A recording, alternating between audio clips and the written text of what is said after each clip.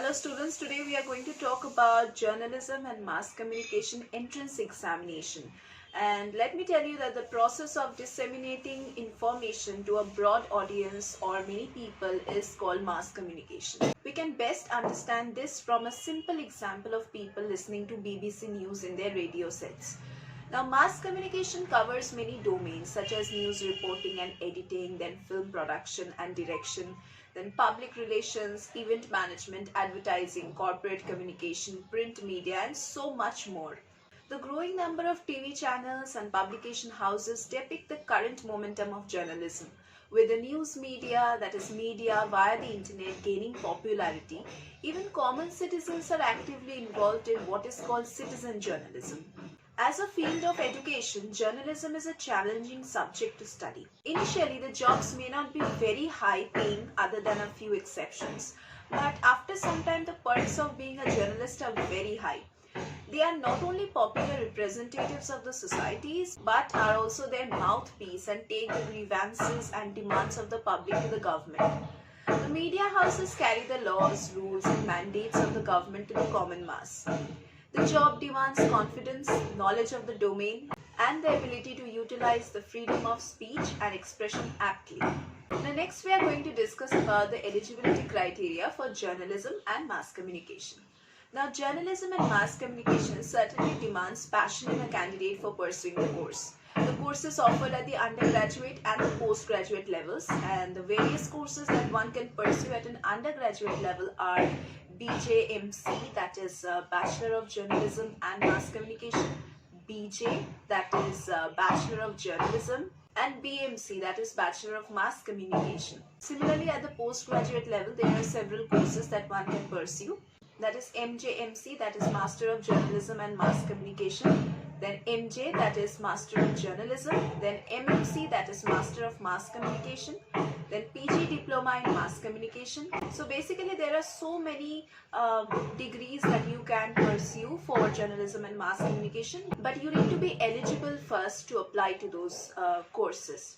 So for applying to the undergraduate courses, the candidates should have cleared class 12 in any stream from a recognized board with a minimum required percentage. That is, the percentage should be between the range of 50% to 60% as decided by any university or any college. Now, those students who have appeared in the class 12 exam are also eligible to appear in the entrance examination, but have to deposit their documents after the declaration of the results for the admission. Eligibility criteria of some universities or colleges also demand the aspirants to be of minimum 17 years in age at the time of admission. Let us get to know the eligibility criteria for the postgraduate courses. Now, the candidate should have cleared the graduation examination in any stream from any recognized university with a minimum percentage, that is once again between 50% to 60% should be the percentage that the candidate might have acquired or as decided by any university or college. The students who have their graduation final year results awaited are also eligible to appear in the entrance for PG course in media studies. Now, some universities or colleges also require candidates to be minimum 21 years or more in age at the time of admission for the PG programs. Now, there may be various levels of tests and rounds that the candidate has to undergo for admissions to a media course. It is purely subjected to the selection process, which varies from institute to institute, and most colleges keep 80 to 85% weightage of the written exam and other 15 to 20% for the group discussion and personal interview rounds. Now let us talk about the syllabus for the media course, that is for the general media course. The syllabus for English and electronic journalism will include language skills, comprehension and analytical capability, then aptitude and mental makeup, then writing skills, international development, general knowledge. For advertising and public relations, you will have to go through general knowledge and awareness about public issues, the social consciousness, then aptitude and mental makeup, then brand awareness, then language skills you should be acquainted with, then comprehension and analytical capability, then lateral thinking capabilities. So that was how you can prepare for any kind of entrance examinations for entering into PG or UG courses for journalism and mass communication. If you really want to do good in these examinations and if you seriously want to crack these examinations, then you need a better guidance, a better coach. और ये coach और guidance हम सौरभ सिस classes में आपको provide करेंगे.